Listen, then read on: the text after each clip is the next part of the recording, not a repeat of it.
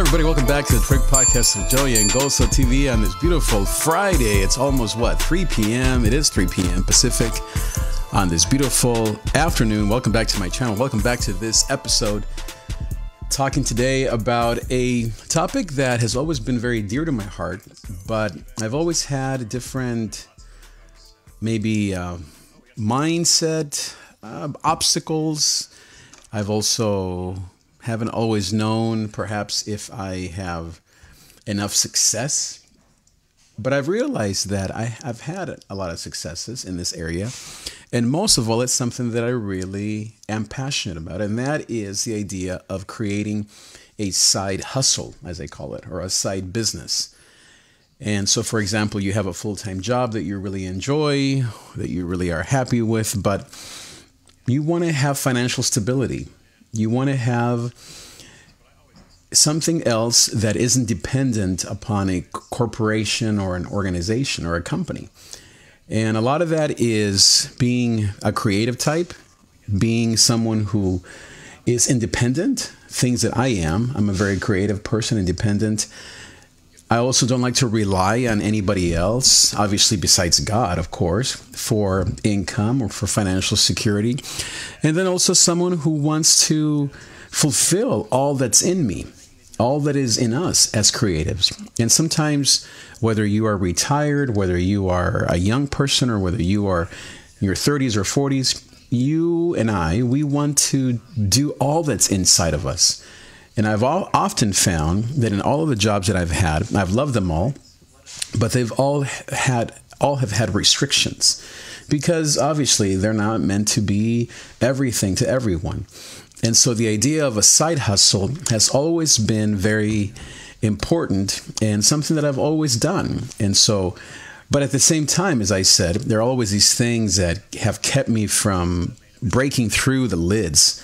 I've been able to create side hustles and passion projects that have brought in income, supplemental income, that has been obviously very good. But then I hit a certain threshold that keeps me from pushing through or from breaking through to the next level. And maybe you can relate to some of these things. So leave me a comment below if you are entrepreneurial, if you have a business, if you have maybe a side hustle, or you're looking into it, especially these days with all of the craziness that's happening.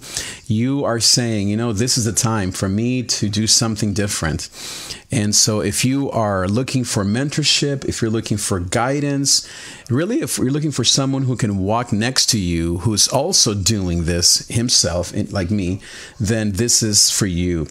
And as I said, my hope is to, in this podcast, is to share resources with you, to build a community that together we can learn from each other, where I can share some of the things that I've written about. I've written many articles and many even things that have been published. I don't have a book per se, but I've had many things that I've written.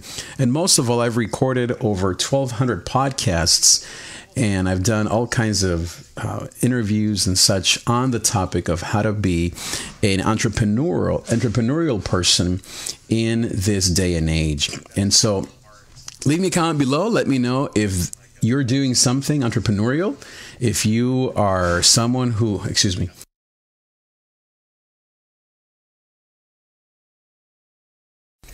So perhaps you're someone who is trying to do something amazing creatively. You're wanting to build a business. Maybe you already have a business, but you're hitting certain limits, as I said. Then let's partner. Let's learn from each other. Let's build a community here so that we can all help each other out. Now, let me first start with some of the hang-ups that maybe some of us have had, and you can relate to them. One of them is what they call the imposter syndrome, meaning that you don't know if you have enough knowledge or you're good enough to teach anything to anyone. And that happens to me all the time. There are so many people that have done this kind of stuff, that have podcasted and done live streams. I think, well, you know, what am I going to add? What am I going to add to the conversation? Or sometimes we look at all the things that we've done that haven't worked. I have many things that have worked, but I also have done a lot of things that haven't worked. And sometimes I look at that and I say, well, who's going to learn from someone who isn't a millionaire? That's the other thing, right? You sometimes begin to look at yourself and say, well, how much money have I made? Am I a millionaire? People only want to listen to millionaires or people that are famous, and all that stuff. I think at times is true, but at times are just obstacles that we tell ourselves, lies that we tell ourselves, because the reality is that what matters is that you really are passionate about helping other people. And so I was listening to this one podcast by a mentor of mine, and he helps people to start also side hustles and side businesses. And one of them, he said that this guy helps people how to become their own handyman or handywoman. And he sells videos on Udemy. Perhaps that's like a website where you can upload your course. And now if you think about that, what a great idea, right? But then he could have thought, well, who wants to be their own handyman? I mean, everyone wants to just hire someone, right? But I was listening to that announcement, and I thought I would buy that course. I think it's $175 for 45 videos. And I thought, man, I would love to watch 45 videos that are not on YouTube, that are actually a course that I can watch on my own, my phone, to teach me how to do basic electrical or how to do basic, plumbing, just some of the basic stuff that I always wish I knew more about. And spending hours and hours on YouTube isn't always the best thing. So my point is that he could have thought, well, what's the point, right? Everyone is a handyman, or who wants to be? Instead, he's out there, and I think he's making $1,000 a month, bringing in that income. Now, for me, some of the most successful things that I have done have been through music and through media. So I've started maybe 5 or 6 different companies or side hustles. I wouldn't call them businesses, more side hustles. And the one that was the most successful is the one that I'm still doing, sort of, and I'm trying to break through some of these kind of blocks. And that's the media company that I have, Trig Media. And Trig Media, it started about maybe 5 years ago. And it's basically me teaching people how to podcast, how to do live streams, how to create video courses. And it's not just teaching them, but it's actually hosting them here at our home studio when we could do that. And hopefully we will one day do that again. And having people just save time and save a lot of technical how-to, where they can just come in and be the talent. And I especially love working with, it seems like a lot of the people that are looking for this are a lot of Latino entrepreneurs. Obviously, I'm Latino myself. And then a lot of women who tend to be most of the speakers or the creatives or the communicators. That's been a great resource for me. And so I have maybe 10 people that I have worked with, all ages, from 20s, 30s, 40s, 50s, beyond, that have come to my studio to either record their shows or to start their journey or to learn how to communicate in front of a camera. And because the thing that I offer besides the technical setup is the coaching of how to speak or how to focus your content. And so that's what a lot of people really enjoy. And I have all kinds of prices, and a lot of the stuff I do, of course, is free. And it's been very successful. But what I have faced is the tension that sometimes I feel between not just the time, but also, I must say, sometimes when you're doing 2 or 3 things, you feel guilty. Like, am I taking time away from my family, from myself? And then I think issues of your own mental health, at least for me, they get in there, where I begin to doubt myself, where I begin to worry that I don't have enough time, or that I am doing something wrong, or that I am taking away from, as I said, from my other commitments. And the reality is that you are the only person that can gauge that. You and God, you have to determine, well, how much can I do? What are the things that I have time for? How do I balance things? And here's the reality, especially in this year, 2020, everyone is doing the same thing. Everyone is trying to piece things together. No one is able to just do one thing. And really, I think that attitude of just do one thing for the rest of your life is something that has been gone for a long time. It's just some people still, and I think I have fallen guilty to that trap, and some people still hold you to that, mostly older generations, maybe, people in their 60s, 70s, and 80s, they still think, well, you got to do this and work 80 hours a job and just sit there. But, I mean, you talk to anyone under 40, or just simply anyone that's trying to make a living in 2020, and all of us are trying to do 2 or 3 or 4 or 5 things, different revenue streams, to be able to make things happen. Because even if you have a job right now, I mean, look at what just happened, right? I mean, who knows what's going to happen next month for me, for you, for any one of us?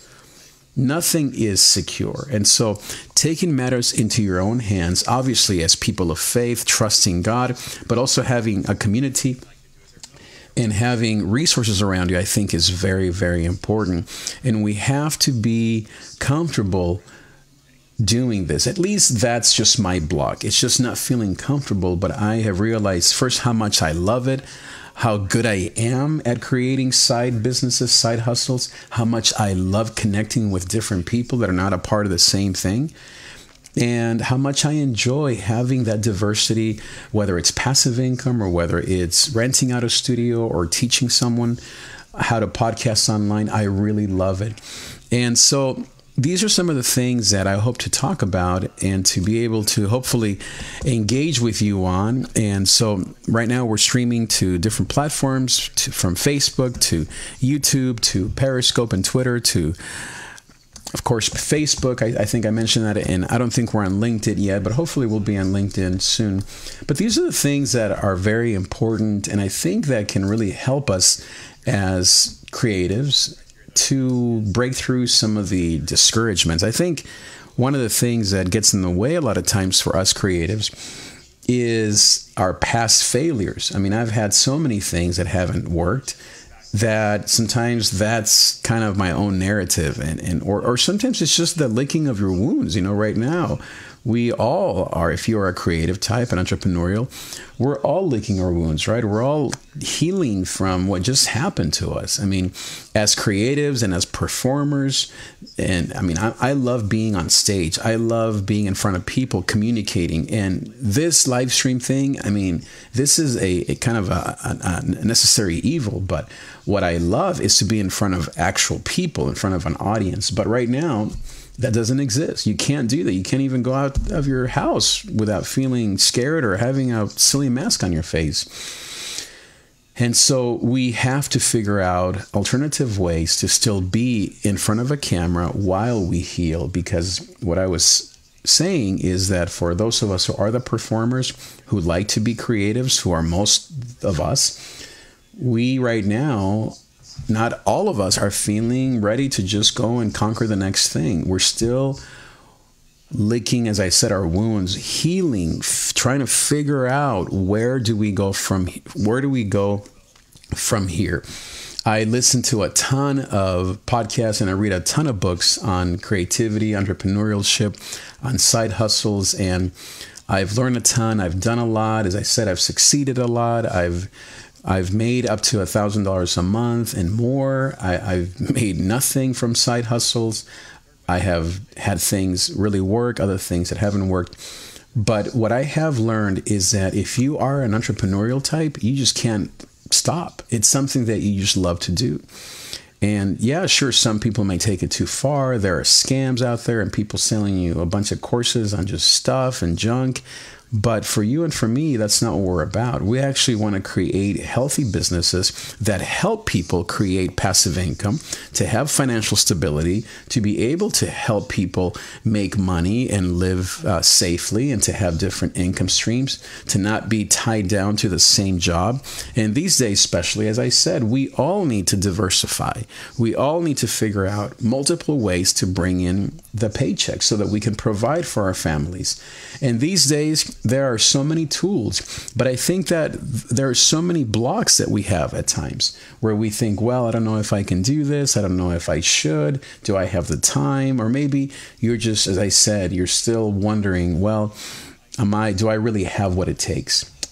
Excuse me. I think it's okay right now to take time to pause and to rest until you know what the next best thing is, and to then do it sustainably with people that you love, to think it through, to have a coach like me that can help you, and to take your time, if you can, to come out stronger than ever.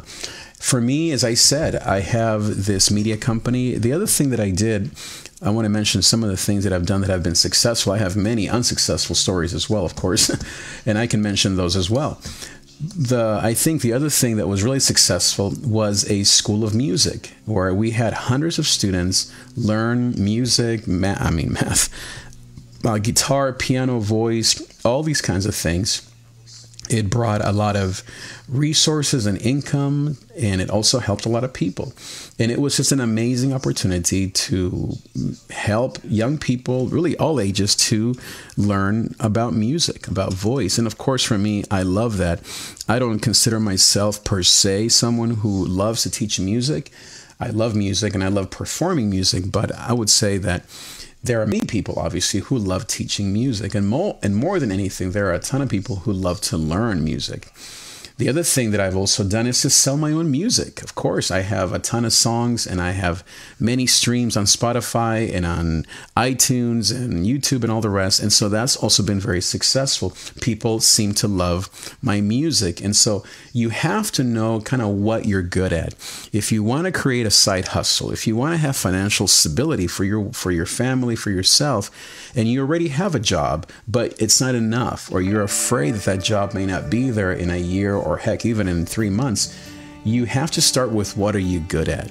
And I find that a lot of people are scared to ask that question because they think, well, I'm not good at anything. I didn't go to school. I'm not really that talented. I'm not really that smart. But I find that that's never the truth. That I remember I worked with a man a long time ago that was a truck driver for many years. And he couldn't work anymore. He had a lot of problems physically. But what I figured, we worked together for a season, that what he loved to do is to get on video and teach people how to fix cars. So yeah, even though he wasn't maybe helping people learn how to drive a truck per se, he was actually helping people repair their cars. And guess what? He started a YouTube video and it began to do really well. And so even if you are a blue collar person, or if you don't have a ton of education, it really comes down to a few things. Number one is you have to love something. What do you love to do? I love to teach. I love to talk. I love music. I love, obviously, church, and I love God, and I love technology. I've always loved it. And then the second thing, you have to then know, what do you like to teach? Because, as I said, I love guitar, but I don't really love to teach guitar, but I love to teach technology. So if you have something that you love, do you like to teach that? If not, that's okay. Find something that you love to teach. Now, let me also say, not everyone is going to be an entrepreneur, because that creative juice is not for everyone. There are some people, maybe half of the population, that their real joy is to just go to a job 9 to 5 at a restaurant, at a school, at a local store, and do the 9 to 5. There are a lot of people that love that security, even though it's hard and difficult and the hours are rough. But then there are other people, half of the population, that's not what they want. They want to fire their boss. They want to at least add a second side hustle where they can use their creativity and, most of all, be independent and be able to do what they want to do.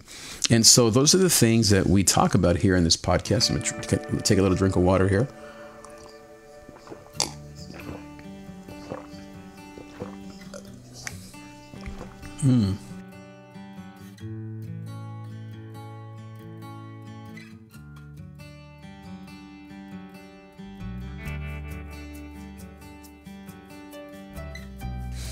Oh, excuse me. Thank you so much. And so that's the whole idea with this podcast. And so invite your friends, share this broadcast with your friends, follow me on my podcast and in this journey of how to be a creative entrepreneur and how to develop side hustles and passive income and second or third income streams. And let's learn together. Let's build something together. And if you your passion is to write, or if you are someone who loves to help kids, or if you are an educator and you need a place to do your show without any hassle, without any needing to know the plugs and the cameras and all that stuff, my studio is available. We can figure that out. Even amidst all that's happening, we can have an interview through Zoom, and we can help you start your business today. Now, if you are not into being online, but your side hustle is something more traditional, where you are cutting hair, you are maybe helping your husband with his particular side business, then come back here so that we can unite and we can build this wonderful community of faith, of Jesus Christ, but also of entrepreneurs and creative types. Thank you so much for being here, and I will see you next time. Thank you for listening to The David Trig Show. Find the complete archive at davidtrig.com or subscribe for free through the podcast app on iTunes or Stitcher on Android. Each week, we bring you a message of joy, success, and personal power in spite of fear, anxiety, and depression. Because as we like to say, though there's pain in the night, GOZO comes in the morning.